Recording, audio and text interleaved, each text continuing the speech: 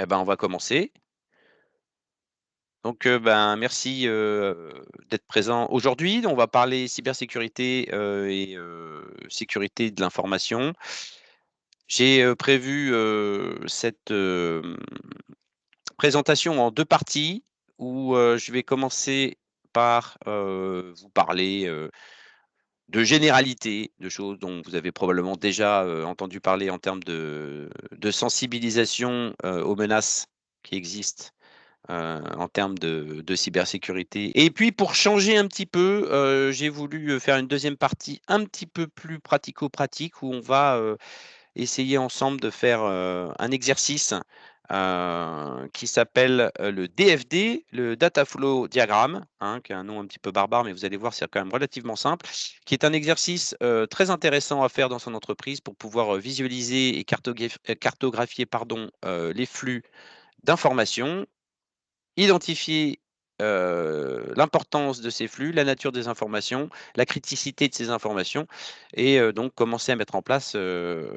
un système qui vous permettra d'être plus efficace au moment où il faudra réagir à un incident. D'accord? Heu, Puisque je vous rappelle que la question aujourd'hui en 2024, ce n'est pas de savoir si vous allez vous faire hacker un jour, mais quand. Allez, on va commencer donc, par parler d'actifs informationnels, dans le sens où, on parle un petit peu par abus de langage de, cybersécurité, mais en fait, la sécurité de l'information, c'est pas que, dans le monde numérique, c'est aussi dans le monde physique. Donc un actif informationnel, c'est, une information qui a une valeur pour une organisation et son support, comme je viens de le dire, peut être physique comme numérique. Et chaque information qui est détenue par une entreprise a un niveau de confidentialité. Voilà, on a 4 niveaux, de confidentialité, et il est important que vous puissiez vous faire une idée de quels sont ces niveaux, pour, classer, et classifier les informations auxquelles vous avez accès au quotidien dans votre travail. Donc vous avez le niveau 1 qui est le niveau très secret. Donc voilà, là, c'est une information dont la divulgation pourrait causer une atteinte exceptionnellement grave aux intérêts de l'entreprise. Donc une information, à très, très forte valeur ajoutée et qui doit rester, absolument, confidentielle, voire très secret. Le niveau 2, c'est le niveau confidentiel. Donc là, c'est une information dont la divulgation pourrait porter atteinte aux intérêts de l'entreprise. Le niveau restreint, c'est une information dont la divulgation pourrait être défavorable aux intérêts de l'entreprise. Et puis après, vous avez le niveau 4 qui est, le niveau public. Donc ça, c'est une information qui peut être, divulguée à tout un chacun, sans que ça ait d'impact, sur les intérêts de l'entreprise.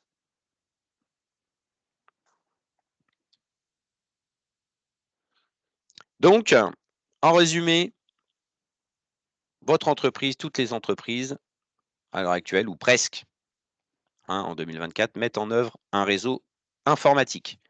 Ce réseau va mettre à disposition des collaborateurs des services et va, donner accès, à ses collaborateurs à des actifs informationnels. Et certaines de, ces formations sont secrètes, sont confidentielles et d'autres non. Donc les informations qui ont, un intérêt stratégique pour l'entreprise, doivent rester confidentielles et la compromission de ces informations peut avoir des conséquences graves.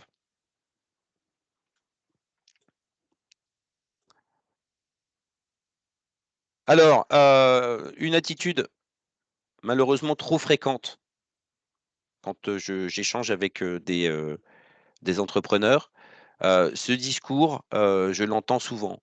«Mon entreprise ne risque rien, je suis beaucoup trop petit, je n'intéresse pas, les hackers ou les cybercriminels».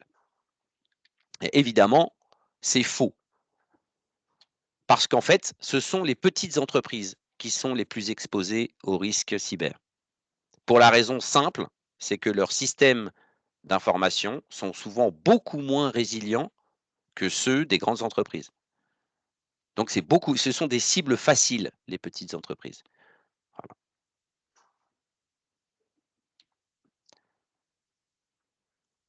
On va faire, un petit tour, sur, les chiffres de la cybersécurité et l'impact que cela peut avoir sur les entreprises.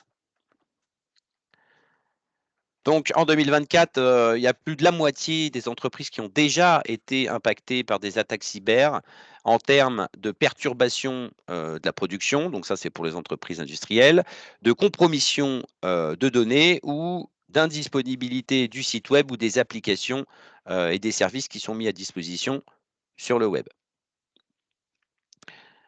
Et si on en croit les statistiques, de Small Business Trends, presque la moitié de l'ensemble des cyberattaques, dans le monde visent des petites entreprises. Pour la raison, que j'ai abordée, juste, avant, c'est que, bah, c'est beaucoup plus facile d'attaquer une petite entreprise que de s'attaquer à un grand groupe. Voilà, l'année dernière, en 2023, 40 des cibles de rançongiciel étaient des TPE, des PME et des ETI.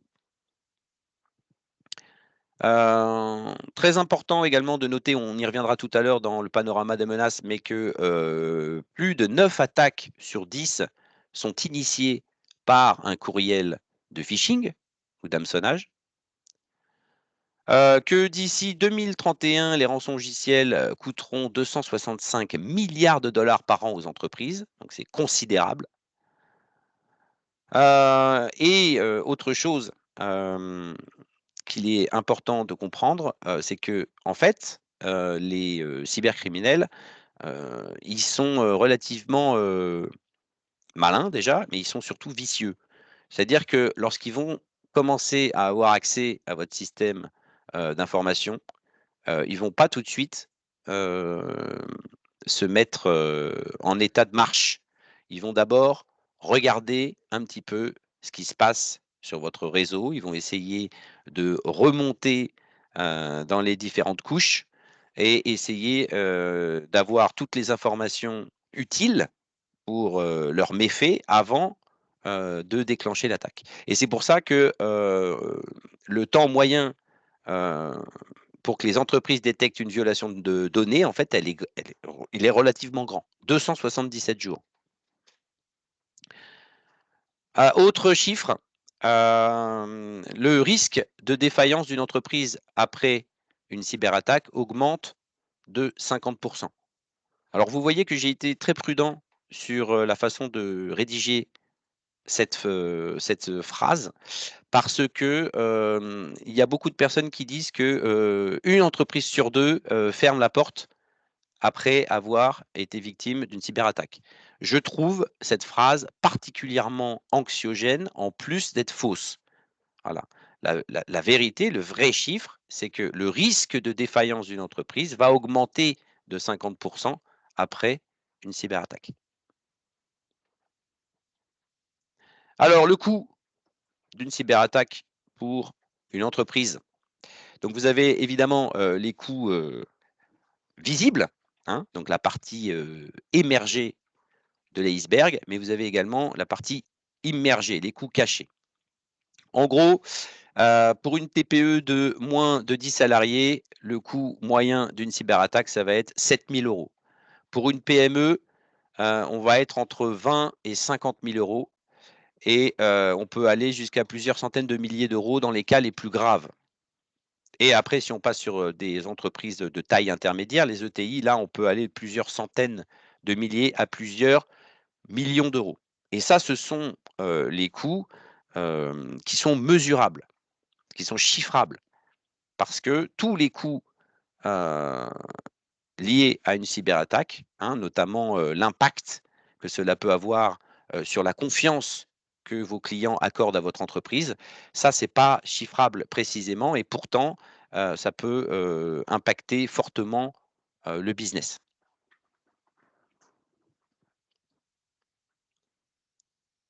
Alors On a fait un petit panorama voilà, des chiffres autour de la cybersécurité et de ce que j'entendais par actifs informationnels, actifs secrets, actifs confidentiels, etc. Maintenant, on va regarder un petit peu plus de façon concrète la nature des menaces auxquelles vous êtes exposés.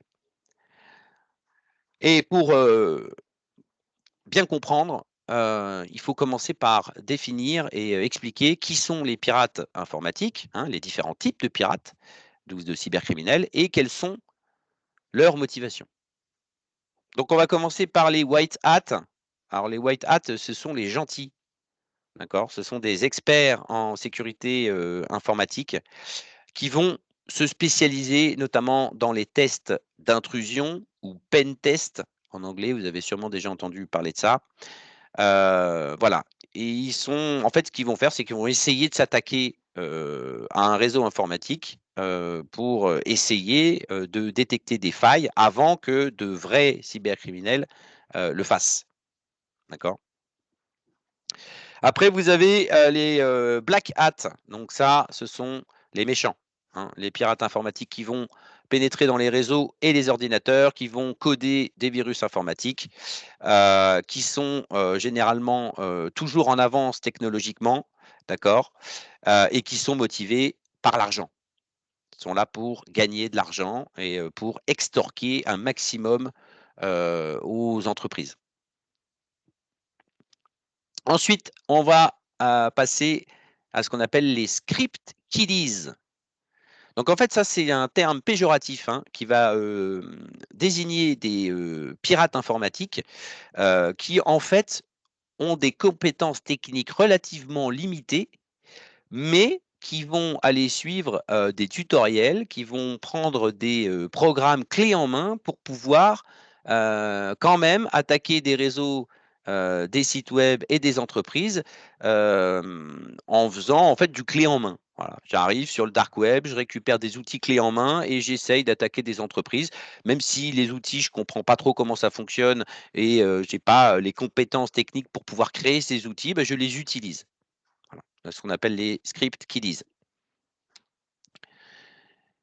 On va ensuite avoir les activistes, hein, donc ça c'est du militantisme, hein, donc je vais, utiliser mes compétences en sécurité informatique, dans le but de favoriser des changements politiques, que ce soit en bien ou en mal, ou sociétaux. Voilà. On va, également avoir maintenant, les pirates étatiques, hein, donc ça, c'est carrément des groupes de cybercriminels, dont, les actions ont des objectifs, géopolitiques et qui sont carrément financés par des États et ils ont accès à des ressources presque illimitées, donc voilà, ça c'est, ça fait partie des cybercriminels les plus dangereux parce que non seulement c'est les meilleurs, mais en plus ils ont des ressources quasiment illimitées puisqu'ils sont financés par des États, hein. Donc là, on parle des, groupes de hackers russes, chinois, nord-coréens, principalement. On va avoir également, donc les lanceurs d'alerte. Donc ça, c'est des personnes qui vont, utiliser, leur accès à des, systèmes d'information d'entreprise, et qui vont faire exprès de faire fuiter des informations qu'ils jugent importantes, de rendre publiques. Hein. Donc là, on peut aller, citer, voilà, un peu Julian Assange, WikiLeaks et cetera. Donc, c'est des gens qui ont accès à des informations, qui disent: «Ces informations ne peuvent pas rester secrètes, donc je vais faire lanceur d'alerte». Et puis, enfin, la dernière catégorie, ce sont les cyberterroristes. Donc ça, ce sont, des pirates informatiques qui sont motivés par des croyances religieuses ou politiques et qui vont tenter de créer la peur et le chaos en perturbant des infrastructures, étatiques, gouvernementales, critiques. Donc voilà, on a un panel, quand même relativement large, de cybercriminels ou de pirates informatiques, hein, puisque évidemment les white hats, hein, ceux qui font, du pen test, eux, c'est pas des cybercriminels. C'est des spécialistes de la sécurité informatique et qui sont là pour vous aider à, identifier vos failles et à les corriger. Alors quels sont leurs objectifs à ces cybercriminels? Ben, généralement, sont toujours les mêmes, hein. Ça va être faire de l'extorsion de fonds. Dans la majorité des cas, ils sont là pour se faire de l'argent. Ça va être l'espionnage, et le sabotage. ça va être la déstabilisation politique et économique, ça va être l'atteinte à la réputation. Donc là, on est plus sur un domaine concurrentiel, c'est-à-dire que j'ai une entreprise concurrente et je vais essayer de faire baisser sa réputation via une cyberattaque. Hein. Je vous rappelle que les cybercriminels sont des mercenaires et que n'importe qui, hein, théoriquement, a la possibilité de les engager pour faire des actions malveillantes. Et puis, il y a aussi, hein, je rajouterai un dernier petit, petit point qui n'est pas sur ce slide, c'est la performance. C'est-à-dire qu'il y a des informaticiens voilà, qui font des choses répréhensibles en termes de compromission de données et d'atteinte au système d'information, mais uniquement pour dire, voilà, je l'ai fait, j'ai réussi à le faire. Et ça n'empêche pas d'avoir des répercussions derrière sur l'entreprise, sa réputation, la confiance qu'on lui accorde. Hein, vous êtes d'accord avec moi? Si je suis un client et que je vous confie mes données, j'attends de vous que vous fassiez tout ce qui est en votre pouvoir pour protéger ces données. Et si je me rends compte qu'en fait, vous n'avez pas été capable de les protéger, ben, peut-être que je vais me dire, je vais aller chercher un autre service plus sérieux. Alors qu'en fait, ça trouve l'autre service, il n'est pas forcément plus sécurisé. Mais ça joue sur l'image de marque d'une entreprise. Voilà, hein, c'est ce que je mets sur ce slide. Hein. Souvent, quand on est victime d'une cyberattaque, ça engendre une perte de confiance. Voilà, cet impact est difficilement chiffrable, pardon, mais peut mener à des situations dramatiques pour certaines entreprises. Ok, donc là, on a brossé le tableau des cybercriminels et de leur objectif. Et maintenant, on va regarder un petit peu quelles méthodes ils utilisent pour s'introduire dans vos systèmes d'information et vous dérober des données. Alors, inévitablement, je vais être obligé de vous parler du phishing. Vous en avez sûrement déjà entendu parler, c'est même sûr et certain. Néanmoins, comme je disais en introduction tout à l'heure quand je vous présentais les chiffres, hein, il y a quasiment 9 attaques sur 10 qui commencent par du phishing. D'accord.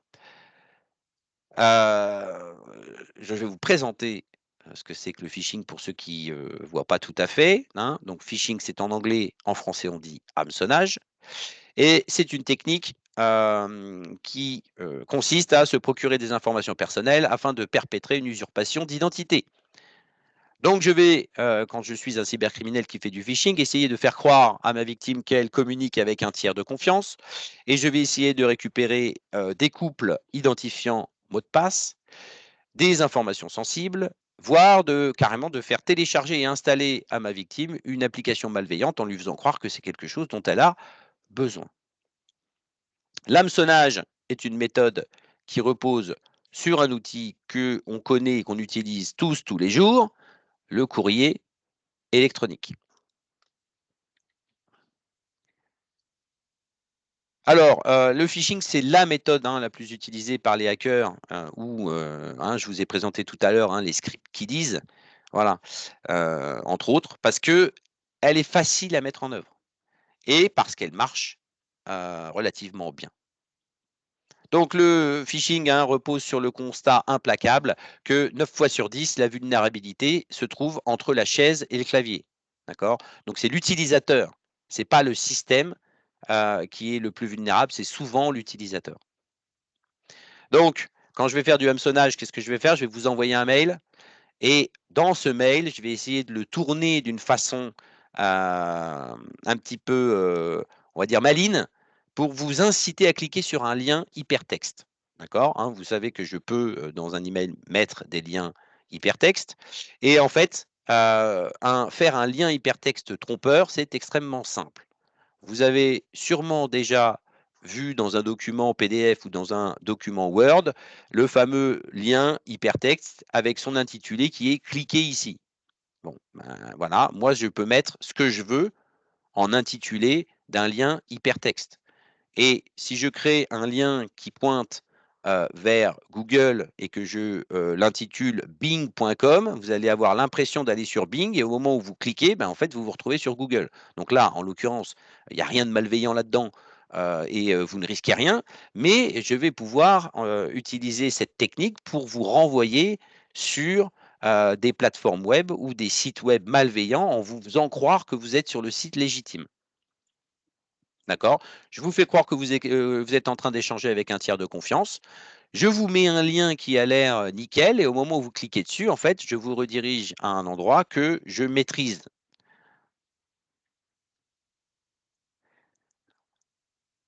Donc les objectifs, d'un email de phishing, évidemment, ça va être de faire un email qualitatif, hein. On n'est plus, dans les années, il y a 10 ou 15 ans, hein, en 2010 où, on recevait des emails de phishing qui étaient bourrés de fautes d'orthographe, et avec une syntaxe douteuse, hein. Merci, les LLM, ChatGPT et compagnie. Maintenant, tous les cybercriminels ont aussi accès à ces outils et sont capables de rédiger du contenu qui est parfait en termes orthographiques, syntaxiques et dans toutes les langues.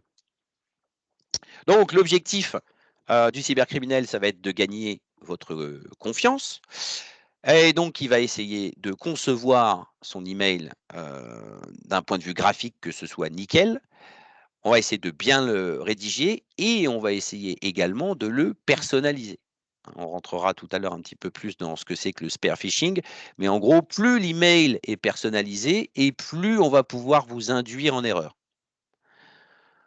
Objectif numéro 2, hein, essayez de vous faire baisser la garde, essayez de créer ce sentiment d'urgence pour altérer votre jugement, hein. On vous incite à faire vite et à pas réfléchir. Et on vous donne l'impression qu'il est nécessaire de cliquer sur ce fameux lien d'appel à l'action trompeur et qu'il faut cliquer dessus tout de suite. Une fois que vous avez cliqué, donc, comme je vous disais à l'instant, vous allez être redirigé dans un environnement que le hacker a préparé pour vous. Donc, ça peut être une contrefaçon d'un site web que vous connaissez avec un formulaire de connexion. Donc, c'est le même formulaire que vous avez l'habitude de remplir 10 fois par jour, sauf que là, vous n'êtes pas sur le site classique, vous êtes sur un site qui est contrôlé par un pirate. Donc, vous arrivez sur le formulaire, vous mettez votre identifiant, vous mettez votre mot de passe, puis vous essayez de vous connecter, ça ne marche pas et vous avez envoyé vos identifiants sur un serveur web qui est contrôlé par, une personne malveillante. Donc il va pouvoir essayer de récupérer ces identifiants et d'aller se connecter, sur le vrai site à votre place.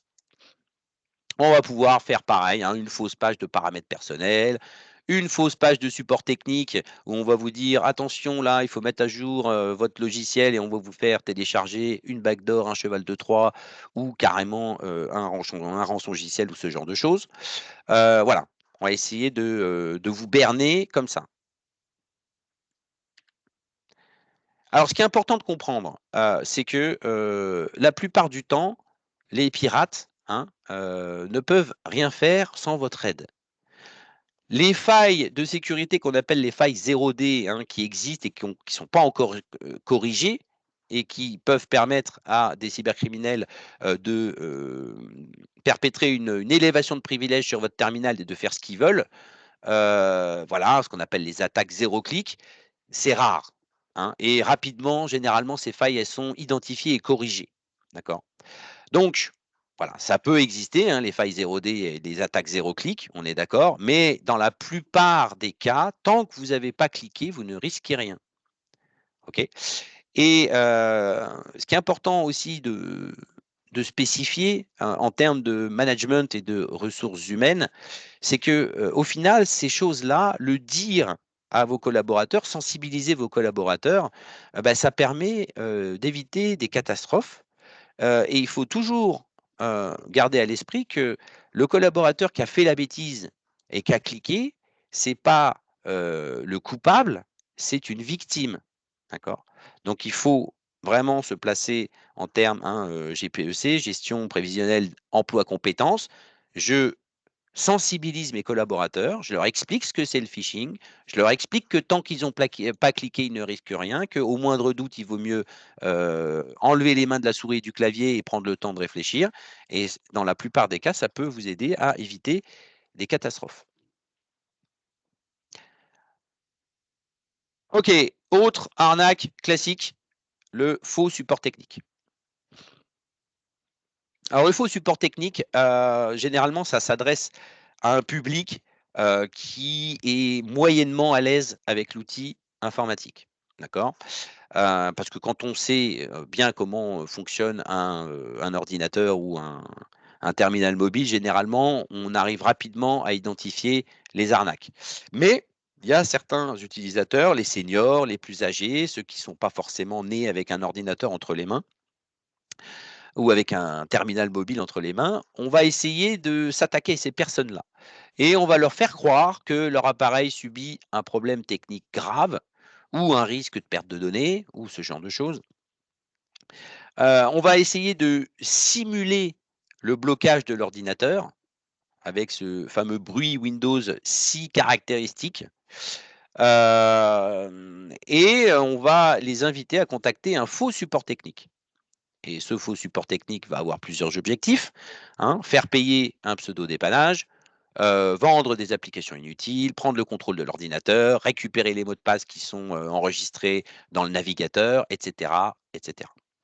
Et la plupart du temps, c'est soit une extension du navigateur qui a été installée à l'insu de l'utilisateur, ou même dans des cas encore plus grossiers, carrément, une boucle infinie avec un langage qui s'appelle JavaScript et qui s'exécute sur le navigateur, hein, sur le PC du client.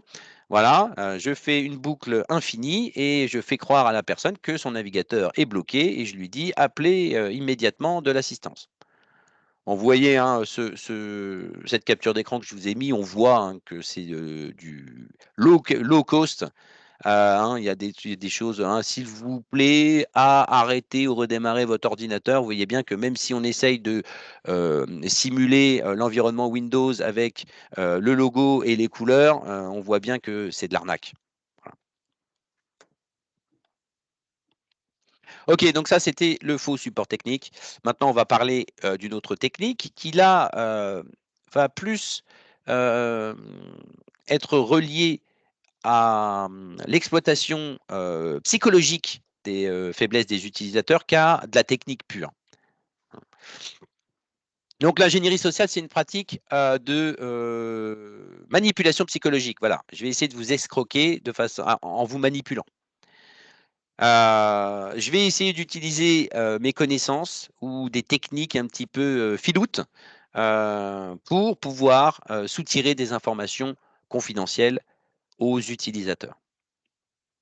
Alors, les différentes techniques qui sont utilisées dans le social engineering, alors, il y en a certaines que je n'ai pas marquées, hein, mais l'une des techniques classiques, c'est je vous invite en ami sur les réseaux sociaux et puis je regarde un peu votre vie. Je regarde comment s'appellent vos enfants, comment s'appelle le chien, etc., pour essayer de pouvoir deviner vos mots de passe. Hein, parce que malheureusement, encore en 2024, il y a des gens qui utilisent des mots de passe qui sont quand même relativement faibles, hein, qui utilisent des choses mnémotechniques qu'on peut facilement deviner. Les techniques dont je voulais vous parler aujourd'hui. Donc, vous avez le phishing, je ne vais pas redétailler, on vient d'en parler, d'accord. Mais j'en ai d'autres. Je vais avoir par exemple le baiting. Donc, le baiting, c'est je vais vous promettre un objet que vous voulez absolument. Hein, par exemple, le dernier iPhone. Hein, je vous propose le dernier iPhone et je vais essayer d'utiliser ça comme une carotte pour vous séduire et vous emmener petit à petit à faire ce que j'attends de vous que vous fassiez. Je vais avoir une autre technique qui va être le pretexting. Donc là, je me fais passer pour une personne d'autorité, hein, N+2, N+3, N+4. Et j'essaye d'accéder à des informations sensibles en vous disant, bah, écoutez, je suis votre supérieur hiérarchique, donc là maintenant, vous me donnez ces informations, j'en ai besoin. Voilà. Vous avez le spear phishing, harponnage. Donc en gros, ça, c'est pareil, hein, c'est la même technique que le phishing, sauf que là, je vais faire un email qui est ultra personnalisé. D'accord? Je me fais passer pour une personne connue et de confiance. J'ai des informations extrêmement précises sur vous, sur votre travail, sur ce que vous faites au quotidien, et je vais avoir la possibilité de tailler un email sur mesure pour être voilà, pour vous créer la confusion dans votre cerveau et vous faire cliquer là où vous ne devriez pas cliquer. Dernière chose, le tailgating. Donc là, c'est plus du physique, ça. Hein. On est moins dans le numérique, mais en gros, je me déguise en livreur et puis je suis un employé dans un lieu sécurisé en lui disant: «Ben non, mais moi je vais là, je vais livrer un colis par là» et j'arrive à passer des, barrières de sécurité en utilisant, ce genre de technique. Maintenant, on va parler, toujours, hein, un peu dans la technique de l'ingénierie sociale sur, les techniques qui s'appuient sur, l'utilisation malveillante des technologies d'intelligence artificielle. Donc je vous en ai parlé tout à l'heure, c'est vrai que ne serait-ce que pour rédiger un email, bah, là maintenant, les hackers russes, ils peuvent, rédiger un email en français, ils ne se posent pas trop la question s'ils ont besoin de savoir parler français ou pas. Hein, ils vont demander à une IA de le faire, hein. Les IA maintenant, elles parlent français, parfaitement et rédige des phrases qui sont très bien formulées, sans faute d'orthographe, sans faute de syntaxe. Voilà. Donc l'IA, c'est bien, ça permet, de faire gagner beaucoup en productivité à toutes les entreprises, mais malheureusement, les cybercriminels, ils utilisent aussi cet outil et ils vont l'utiliser pour monter des arnaques qui sont de plus en plus sophistiquées. Alors, je pense que vous avez déjà, entendu parler de ce qu'on appelle le deepfake. D'accord? Hein, c'est le fait de coller, un visage, sur, sur une personne qui est en train de parler sur une vidéo pour vous faire croire que c'est quelqu'un d'autre. Et ben, il existe, des moyens de détourner, cette technologie. Aujourd'hui, il existe des applications, il y en a une, hein, qui s'appelle HeyGen, si vous êtes curieux, vous irez voir, et qui permet, à partir de quelques vidéos de quelques minutes de, créer un clone virtuel de n'importe qui. Donc vous avez, vous-même, hein, vous pouvez essayer avec vous si ça vous amuse, vous pouvez créer votre clone et concrètement vous allez, avoir du mal à faire la différence. Et là où ça devient vraiment vicieux, c'est que vous pouvez faire pareil mais avec la voix. C'est-à-dire qu'il y a une application qui s'appelle Eleven Labs et sur elevenlabs.io si ma mémoire est bonne et sur cette application, bah, vous avez la possibilité de vous enregistrer et de faire en sorte que l'IA utilise votre propre voix et concrètement, pour avoir essayé, ça marche vraiment de façon incroyable, hein. Donc qu'est-ce qu'on peut imaginer avec ça? Si je peux dupliquer le visage de quelqu'un, et sa voix, ben, je vais pouvoir, imaginer des plans un petit peu intéressants, comme faire une fausse visioconférence avec des avatars virtuels à l'intérieur. Des avatars virtuels plus vrais que nature. Je vous mets une petite vidéo que j'aime bien. Si vous avez déjà regardé un film de Morgan Freeman, en VO, vous allez voir que c'est quand même relativement bluffant. I am not Morgan Freeman, and what you see is not real. Well, at least in contemporary terms, it is not. What if I were to tell you that I am not even a human being? Would you believe me? What is your perception of reality? Donc voilà, petite vidéo, que j'ai récupérée sur le web et qui, est 100 générée par IA, c'est-à-dire que c'est pas du tout Morgan Freeman et c'est pas du tout Morgan Freeman qui parle et pourtant, bah, c'est sa voix et là, effectivement, hein, si vous affichez cette vidéo sur un très, très grand écran et que vous vous rapprochez, vous allez voir des petits détails et vous allez pouvoir vous en douter, mais sur un petit écran, il y a pas moyen de faire la différence. Presque pas moyen de faire la différence. Ce qui nous mène à, l'arnaque au président 2.0. Donc ça, c'est une histoire vraie. C'est, un employé comptable d'une entreprise chinoise qui a été, piégé lors d'une fausse visioconférence. Donc les cybercriminels, ils avaient, toutes les informations nécessaires, pour, piéger cette personne. Ils connaissaient, tous leurs supérieurs, N+1, N+2, N+3 et puis ils avaient récupéré des informations pour pouvoir les cloner, hein. Ils s'étaient, infiltrés dans le système, d'information. Ils avaient récupéré tout ce dont ils avaient besoin et donc ils ont invité, cette personne, dans une réunion et en fait, dans cette réunion, tous les participants étaient, en fait, des avatars créés par, intelligence artificielle, qui semblaient plus vrais que nature. Et puis, il y a son directeur qui lui a, demandé, dans le cadre, d'une transaction à l'international, de faire un virement de 25 millions de dollars sur un compte à l'étranger, ce qu'il a fait, sauf que évidemment, c'était, de l'arnaque et il a viré 25 millions de dollars à des, cybercriminels. Donc voilà pour, le détournement, de l'IA, de façon malveillante. Maintenant, on va parler, d'autres logiciels qui sont pas très gentils, et notamment les fameux rançongiciels. Alors, je fais toujours le zoom sur celui-là. Alors, c'est pas tout à fait le premier, mais c'est le plus célèbre, hein. C'est WannaCry, donc un rançongiciel. Qu'est-ce que c'est? C'est ce qu'on appelle un crypto-locker. C'est un logiciel qui est ultra vicieux. C'est-à-dire qu'il va arriver sur votre ordinateur et ce qu'il va faire, c'est qu'il va repérer tous les fichiers qui sont non nécessaires au fonctionnement du système d'exploitation. Et tous ces fichiers, bah, il va les chiffrer. Donc ça veut dire quoi? Ça veut dire que votre ordinateur fonctionne parfaitement, vous pouvez l'allumer, il va démarrer, tout est nickel, sauf que vous n'avez plus accès à aucune donnée. Voilà. Base de données, fichier Excel, tout ce que vous pouvez imaginer, fichier Word, présentation, tout ça, c'est inaccessible. Et le logiciel va vous demander ensuite bah, une rançon pour vous fournir la clé de déchiffrement. Alors, en l'occurrence, WannaCry se répandait par des pièces jointes contaminées qui utilisaient la fameuse faille 0D, dont on reparlera tout à l'heure, c'est-à-dire une faille non corrigée. Donc là, en l'occurrence, vous ouvriez la pièce jointe et c'est trop tard. Le malware, logiciel malveillant, se faisait une élévation de privilèges, il devenait administrateur de la machine et il faisait ce qu'il voulait. Donc voilà, une fois qu'il avait chiffré vos données, il vous affichait une jolie fenêtre qui ressemblait à celle-ci. Donc vous pouvez regarder et constater un petit peu toutes les techniques dont dont je vous ai parlé à l'instant, notamment la fameuse technique de l'urgence. Vous voyez sur la gauche, là, on vous dit attention, dans 2 jours, enfin presque 3 jours, là, on va augmenter le prix et dans 7 jours, bah, vous pouvez dire adieu à vos données. Vous avez des explications sur ce qui s'est passé. Vous avez la possibilité de changer la langue, hein. Vous avez un petit menu déroulant en haut à droite. Si vous ne parlez pas anglais, vous pouvez mettre en français, en allemand ou autre pour avoir des indications.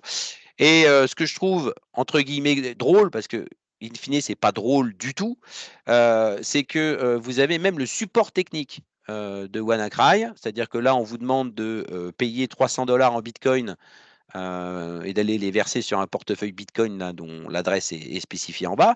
Mais évidemment, la plupart des gens ne savent pas vraiment comment on fait pour aller acheter des Bitcoins et aller les virer sur un portefeuille. Donc, vous pouvez contacter les cybercriminels qui vont se faire une joie de vous expliquer comment on fait. Alors, comment est-ce que ça a pu se passer ça? Eh ben, figurez alors c'est une petite histoire à la James Bond que j'aime bien, alors c'est pour ça que je la raconte. C'est que cette faille 0D, donc une faille, qui était, pas encore corrigée, en fait, donc c'était une faille qui était dans le protocole Windows, Server Message Block, hein, donc un protocole qui permet notamment de communiquer avec des périphériques type imprimante.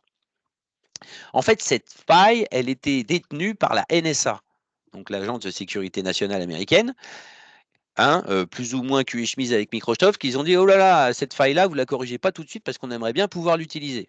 Hein, vous voyez le niveau de ce type d'agence, d'accord? Donc, bah, voilà, la NSA, ils font du hacking aussi. Sauf que arrosé, bah, ils se sont fait hacker, la NSA, par un groupe de hackers qui s'appelait les Shadow Brokers. Et les Shadow Brokers, bah, ils ont mis la main sur la faille et comme tous les pirates informatiques, quand ils trouvent une faille 0D, c'est les rois du pétrole. Donc du coup, ils l'ont diffusé et ça a été utilisé justement pour créer le malware WannaCry. Donc Microsoft évidemment, bah, ils ont fait la mise à jour puisque du coup la NSA leur a dit: «Attention, on s'est fait voler la faille». Donc ils ont, créé et mis à jour, le système d'exploitation. Sauf que, bah, pour certaines entreprises, on ne déploie pas les mises à jour juste quand elles sortent, hein. On a un environnement de production, qui doit absolument fonctionner, donc on va faire des tests pour s'assurer que, on peut continuer, à travailler, avant de déployer la mise à jour. Eh ben, ça c donc malheureusement, il y a un défaut à cette technique, bah, c'est que s'il y a une faille 0D, elle peut être, dangereuse pour votre entreprise et c'est ce qui s'est passé notamment pour des entreprises telles que Saint-Gobain ou Renault. Donc là, on parle quand même d'entreprises qui ont une certaine stature. Allez, on va parler maintenant des Remote Administration Tools, donc les RA ou les RAT, hein, plutôt. Donc évidemment, les rats, il y en a qui sont des logiciels parfaitement légitimes, hein. Vous connaissez sûrement TeamViewer, qui permet aux techniciens de prendre le contrôle à distance de votre ordinateur pour faire des actions et vous aider à distance, par exemple. Sauf qu'il peut aussi y en avoir des versions malicieuses. D'accord? Donc, ce sont des applications discrètes qui ne perturbent pas le fonctionnement de votre ordinateur, comme la plupart des malwares maintenant. Ce sont des applications qui ont un code source qui évolue continuellement pour pouvoir déjouer les antivirus, hein, et changer la signature du virus qui n'est alors plus détecté. Hein. Vous savez que les antivirus ont deux modes de fonctionnement pour détecter les logiciels malveillants. Et un de ces modes, c'est de regarder la signature du programme. Et si ça correspond à une signature d'un programme qui est identifié comme étant malveillant, il va être bloqué. Sauf que si je prends mon programme et que je change légèrement la façon dont il fonctionne, ben, je vais changer sa signature et à ce moment-là, il est plus détecté. Donc, hein, c'est toujours le jeu du chat et de la souris. C'est je fais évoluer mon programme, je suis détecté, je le refais évoluer, etc., etc. Et donc, bah, une fois que ce type de programme est installé sur votre ordinateur, bah, le pirate, il a le contrôle total tant que votre ordinateur est allumé et connecté à Internet. Il va pouvoir contourner certains systèmes de sécurité MFA. Donc, vous savez, c'est l'authentification multiple. Hein. Je vais pouvoir, avec un logiciel comme ça, faire une copie malveillante de votre navigateur pour pouvoir utiliser vos cookies d'identification. Et donc, avec ce type de logiciel, je vais par exemple pouvoir prendre le contrôle de votre compte Google. D'accord. Pourquoi? Ben parce que j'ai votre IP, j'ai vos cookies d'identification, je n'ai plus aucun frein. En fait, c'est comme si c'était vous qui essayiez d'accéder à Google. Et vous avez beau changer le mot de passe, bah oui, mais je suis toujours sur votre ordinateur et je vais pouvoir continuer à me connecter à votre compte Google et avoir accès à tous les services, hein, par exemple chaîne YouTube, etc. Et puis également, une fois que vous avez un logiciel de ce type, votre logiciel, on va dire que c'est devenu ce qu'on appelle un zombie, d'accord? Et son accès peut être revendu sur le dark web. Et il y a des gens qui peuvent acheter l'accès à votre ordinateur pour s'en servir, pour faire des attaques DDoS, ce qu'on verra juste après les attaques DDoS. Donc DDoS, ça veut dire Distributed Denial of Service. Donc ça veut dire je vais essayer de vous bloquer par encombrement. D'accord? Donc le principe est le suivant. Donc je prends le contrôle d'un très grand nombre de terminaux connectés à Internet, donc par exemple des ordinateurs qui sont infectés par des rats malveillants. Et une fois que j'ai le contrôle de tous ces ordinateurs, à un instant T, je vais leur demander à toutes ces machines d'envoyer simultanément des requêtes vers un serveur web. Et alors ce serveur web, bah, il va se mettre en défaut, il va se retrouver complètement saturé. Parce qu'il faut voir un serveur web un petit peu comme un péage. D'accord? Le péage, il peut gérer qu'un certain flux de véhicules en même temps. D'accord? Voilà, il peut faire, je ne sais pas moi, 150 voitures par minute ou 50 voitures par minute. Je ne sais pas, je raconte n'importe quoi, mais j'essaie de vous donner une idée du flux. Il y a un flux maximum que le péage peut gérer. Et si j'envoie des millions de voitures en même temps sur ce péage-là, ben, il va se passer ce que vous voyez à l'écran, qui est une vraie photo, hein, mais ça va être le darkness. Et le péage, il ne va plus gérer. Hein, vous ne pouvez plus rentrer, vous ne pouvez plus sortir, il y a beaucoup trop de voitures. Et ben, c'est exactement comme ça que va se comporter le serveur web. Il va être encombré et il va plus être capable de fournir le service qu'il est censé rendre aux vrais internautes. Et la difficulté lors de la gestion de ces attaques, c'est d'être capable d'identifier qui sont les vrais internautes à qui on doit donner l'accès au service et qui sont les faux internautes, hein, les cybercriminels, qu'on doit bloquer. Ce n'est pas forcément facile d'y arriver. Le schéma de l'attaque, hein, vous voyez, je suis tout en haut, j'ai le Master Control Computer qui va contrôler les zombies. Donc là, c'est des ordinateurs que je contrôle avec une backdoor, avec un cheval de Troie ou avec un rat, hein, par exemple. Et c'est ces zombies qui vont déclencher via d'autres PC host l'attaque sur la victime. Donc les attaques DDoS, c'est vraiment problématique parce que ça peut vraiment mettre en difficulté une entreprise, hein. Imaginez, vous avez un site e-commerce, vous faites, je ne sais pas moi, 50 000 € de chiffre d'affaires par jour. Bah, les gens, s'ils arrivent et qu'ils vous bloquent votre site internet pendant 3 jours, bah, vous avez perdu 150 000 €, hein. Voilà. Et donc ils vont s'en servir, les cybercriminels, pour vous extorquer des fonds. Ils vont vous dire: «Ah bah, vous voulez qu'on continue ou on vous débloque le site?» Voilà, ce genre de choses. Puis on peut également imaginer, des attaques, à but, de déstabilisation géopolitique où je vais attaquer des services de l'État, par exemple. OK, on fait un petit point rapidement sur, HTTPS, hein, donc ce petit cadenas qu'il y a, sur les sites web. Heu, c'est, ce qu'on appelle un certificat de chiffrement. Donc ce petit cadenas, attention, ne croyez pas parce que vous voyez un petit cadenas, dans, une barre, une adresse URL, que c'est une garantie contre le filoutage. D'accord? HTTPS utilise un protocole de chiffrement qui va permettre de sécuriser les échanges entre le client et le serveur. D'accord? C'est-à-dire que vous êtes client et le HTTPS va vous permettre d'authentifier le serveur, d'assurer la confidentialité des données que vous échangez avec le serveur. C'est-à-dire que si vous envoyez votre numéro de carte bleue par internet, même si ça a l'air magique et que vous ne savez pas trop comment ça se passe, en fait, cette information, elle va circuler physiquement, dans des câbles. Et donc ça veut dire que si j'arrive à identifier exactement le tube par lequel cette information va passer, ben, je peux me mettre à cet endroit-là, intercepter l'information que vous envoyez et récupérer votre numéro de carte bleue. Donc c'est pour ça qu'on va chiffrer les échanges de façon à ce que quand je me mets au milieu, si j'intercepte, ben, si je n'ai pas la clé de déchiffrement, le message est illisible. Voilà, ça permet également de s'assurer de l'intégrité des données échangées, c'est-à-dire que la donnée que vous avez envoyée, vous êtes sûr qu'elle arrive dans le bon état.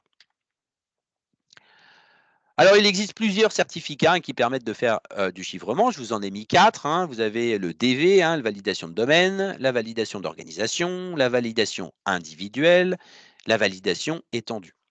Alors, autant pour la validation étendue, pour avoir cette certification-là, il faut faire venir une entreprise de certification à votre siège social qui va s'assurer que vous êtes une vraie entreprise, et cetera. Autant le premier, hein, le certificat DV, c'est 3 clics, sur n'importe quel hébergeur. D'accord? Donc, qu'est-ce que ça signifie? Ça veut dire que si c'est 3 clics pour moi, c'est 3 clics aussi pour le cybercriminel. Donc vous pouvez tout à fait échanger des données de façon parfaitement confidentielle, mais avec quelqu'un qui est malveillant. Donc du coup, ben, voilà, ça ne vous protège pas. Alors, soyez bien, conscient de cette différence, hein. Le HTTPS, ça garantit, la confidentialité, mais c'est pas pour ça que vous êtes protégé. J'espère que c'est, suffisamment clair. Allez, on va passer à la partie, pratique, donc la cartographie des flux d'informations. Donc les informations, hein, peuvent se définir comme tout ensemble de données propres à revêtir un sens particulier pour les utilisateurs d'un système d'information. En informatique, une information, c'est un élément de connaissance qui va être probablement codé, conservé, traité pardon, ou communiqué à d'autres applications. Depuis la crise sanitaire, le nombre de travailleurs nomades a doublé en France, hein, plus 50 sachant qu'évidemment le télétravail est en soi une forme de nomadisme. Donc évidemment, les espaces d'exposition de l'information se sont multipliés, hein. Transports en commun, espaces de coworking, hôtels, aéroports avec la problématique des faux hotspots Wi-Fi, salles d'attente, chez, les médecins ou autres, lieux publics, domiciles, et cetera. On va, devoir, si, les, utilisateurs ont envie de pouvoir utiliser, le système d'information de l'entreprise à différents endroits, être obligé de leur, permettre d'accéder au système d'information depuis de multiples localisations. Donc on va utiliser, notamment des techniques telles que les connexions RDP, donc un Remote Desktop Protocol, et ça va, augmenter les risques. Donc alors avant de commencer par faire auditer votre système d'information, avant de demander à des spécialistes de mettre en place des mesures de sécurité pour améliorer la robustesse de votre système d'information, avant de commencer à envisager de désigner une équipe de réponse à incident, voire de définir ce qu'on appelle un PCA, un plan de continuité de l'activité. Souvent, pour les petites structures, je recommande de commencer par une première étape que n'importe qui peut initier, même sans connaissance en informatique, c'est de faire une cartographie des flux d'informations de son entreprise. L'avantage de cette démarche va être la suivante. Vous allez avoir une meilleure lisibilité de votre système d'information. Vous allez prendre un petit peu de hauteur pour voir exactement comment ça se passe. Ça va vous permettre d'identifier les personnes ou les services qui détiennent des informations clés, de savoir si ces personnes ont vraiment besoin d'accéder à ces données et si cet accès est approprié, de vous aider à faire une évaluation de risque et d'aider à la réponse à incident. C'est-à-dire que s'il y a une violation de données, si vous êtes capable de fournir cette cartographie à l'équipe de réponse à incident, vous allez gagner du temps et vous allez leur faciliter le travail. Je vous rappelle que l'équipe de réponse à incident, ça peut être, dans le cadre d'une entreprise d'une certaine stature, des employés de votre entreprise, mais dans le cadre des petites entreprises, ce qui, j'imagine, est la majorité des personnes qui sont présentes à cet atelier, l'équipe de réponse à incident, ça va être quelqu'un d'externe. Ça peut être la gendarmerie, la police ou je sais pas, un prestataire informatique qui est spécialisé dans ce domaine. Alors, comment est-ce qu'on fait un DFD? Donc, un Data Flow Diagramme. Donc, ce qui est important de comprendre déjà, c'est que c'est une démarche incrémentale et itérative. Qu'est-ce que ça veut dire? Ça veut dire que vous ne pouvez pas réussir du premier coup. Vous y allez petit à petit, vous allez rajouter des choses, vous allez recommencer, vous allez réajouter des détails. Et c'est comme ça, progressivement, petit à petit, que vous allez réussir à finir et finaliser un DFD cohérent. Les étapes pour réaliser cette démarche, la première, ça va être d'identifier ce qu'on appelle les processus de votre système d'information. Donc un processus, c'est quoi? C'est une activité qui transforme ou qui traite les données, tout simplement. Vous allez identifier les flux de données, d'accord? Donc ce sont les informations qui rentrent et qui sortent des différents processus de votre système d'information. Vous allez identifier les entités externes, donc ce sont des acteurs externes à votre système d'information, mais qui interagissent avec lui, d'accord, en fournissant ou recevant des données. Et vous allez identifier les endroits où vous stockez les données, d'accord. Donc ça, c'est les 4 étapes. Vous pouvez éventuellement les noter ou vous en rappeler. Je reviens après avec des exemples plus concrets pour que vous puissiez plus facilement comprendre la démarche. D'un point de vue représentation, on va représenter les processus par un cercle ou une ellipse. D'accord. Le flux de données, tout simplement, je vais faire une flèche. Le stockage, c'est 2 barres parallèles avec l'emplacement ou le type de stockage de la donnée. Et puis, les terminaisons ou les entités externes qui communiquent avec votre système d'information, ce sont tout simplement des rectangles. Donc, vous voyez, il y a 4 éléments, ce n'est pas très compliqué.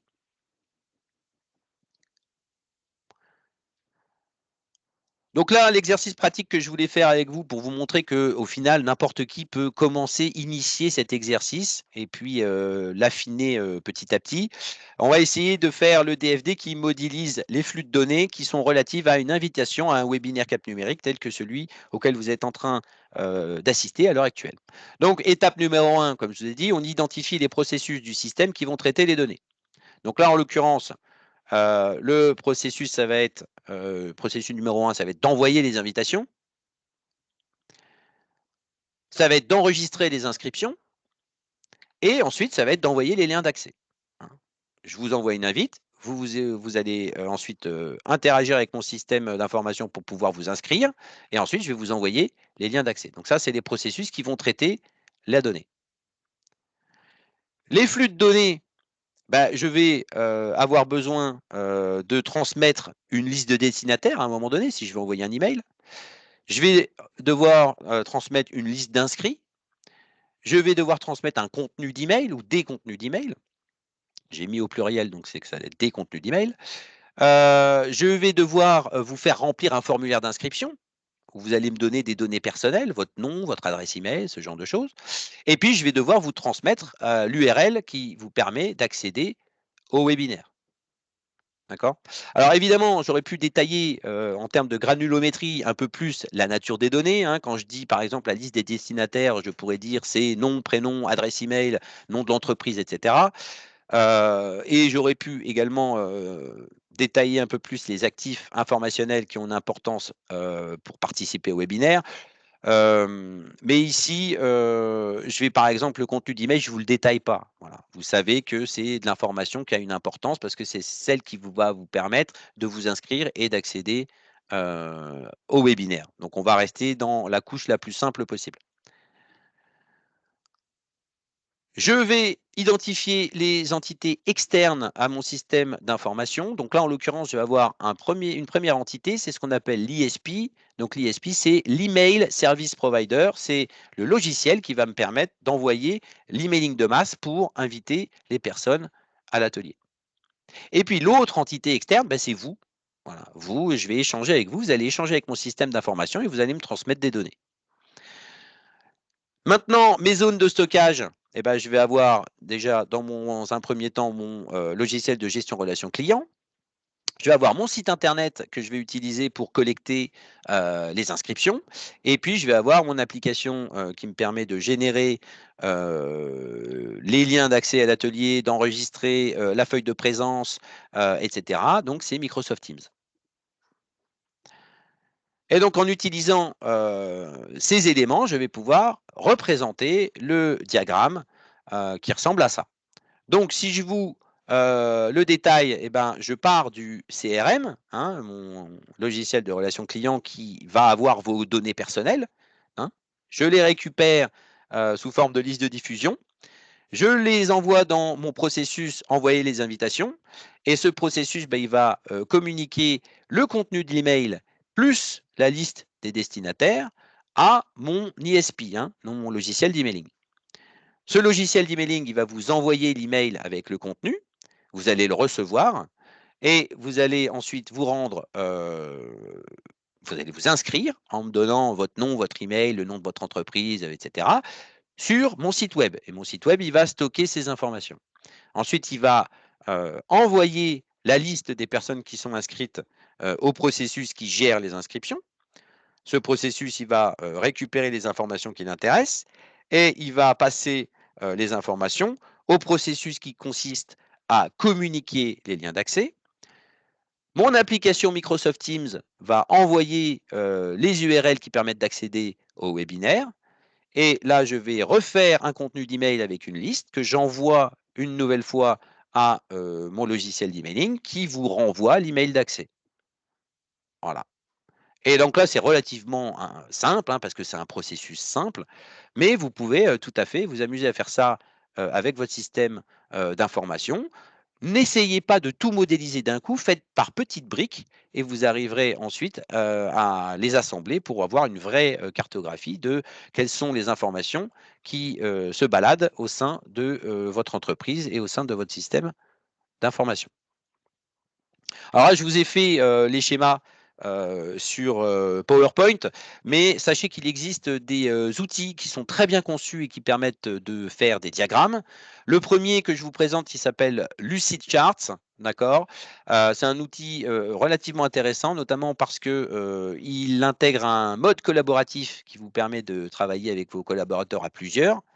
Et il a une bibliothèque de formes préconçues qui est juste exceptionnelle. Voilà. Bon, par contre, c'est un outil payant. Je vous ai mis l'abonnement le moins cher, hein, 8 € par mois, et l'adresse URL pour accéder à ce service. Sinon, bon, je vous ai mis aussi également une petite capture d'écran pour vous montrer un petit peu à quoi ça ressemble. Hein. C'est en mode SaaS hein, sur Internet. Hein. Voilà. Sinon, un autre outil que je vous recommande d'utiliser, ça va être Draw.io, hein, qui est un outil à peu près équivalent. qui s'interface avec de nombreuses solutions cloud, qui gèrent le format Microsoft XML VSDX, hein, le format Microsoft Visio, qui est un autre logiciel de création de diagrammes, et qui propose également une version qui est téléchargeable. Et ce qui est intéressant, c'est que cette solution, elle est 100% gratuite. Là, il n'y a pas besoin de payer. Vous allez sur app.diagrams.net, hein, et vous allez pouvoir tout de suite commencer à créer des diagrammes. Ça va vous faciliter la tâche. Hein, je vous ai mis une petite capture également de draw.io. Allez, pour conclure, une fois que vous avez fait votre cartographie de flux de données, bah, il va falloir vous poser la question quel est votre besoin en sécurité sur vos données. Hein. Et donc ça, c'est une méthode qu'on appelle DICT, d'accord? C'est l'audit disponibilité, intégrité, confidentialité, traçabilité. En gros, la disponibilité, ben, vous avez la data, vous avez votre donnée. Est-ce que la disponibilité de cette donnée est importante pour le fonctionnement de votre entreprise? C'est-à-dire, si vous n'avez pas cette donnée à un instant T, est-ce que c'est vraiment un problème? Vous devez vous poser cette question. L'intégrité, est-ce qu'il est important que cette donnée, ce soit exactement la bonne? Confidentialité, qui théoriquement est censé pouvoir accéder à cette donnée? Et traçabilité, donc ça c'est également très important, c'est est-ce que j'ai le moyen de savoir qui a eu accès à ces données? Est-ce que j'ai besoin de le savoir? Vous vous posez la question pour chaque donnée et ça va vous permettre, à l'aide également d'une cartographie des flux informationnels de votre entreprise, de connaître vos faiblesses. Et ce qui est important, c'est de se dire, c'est pas la peine de faire cette démarche parfaitement du premier coup, hein, même si votre cartographie elle est approximative, même si elle est incomplète, vous allez quand même réussir à vous faire une idée des risques et de vos besoins en sécurité. Et tout ce travail, évidemment, n'est pas inutile et sera une base solide à l'audit de votre système d'information par un expert cybersécurité. Et d'ailleurs, j'en profite pour vous informer que si vous souhaitez connaître les points forts et les faiblesses de votre système d'information, les CCI de Bourgogne-Franche-Comté ont des experts cybersécurité et ont mis au point un diagnostic qui s'appelle MyCyber 360, qui est basé sur la norme ISO 27001, donc qui est la norme de mise en place d'un système de management de la sécurité de l'information. Hein, c'est un petit peu l'équivalent de l'ISO 9000, mais pour la cybersécurité. Et ce qui est intéressant également de savoir, c'est que dans le cadre du programme d'innovation européen Dedicated, si vous êtes une PME, ce diagnostic peut être pris en charge à 100%. Donc, n'hésitez pas à faire auditer votre système d'information et à connaître vos forces et vos faiblesses. Je vous mets les coordonnées des experts cybersécurité en Bourgogne-Franche-Comté.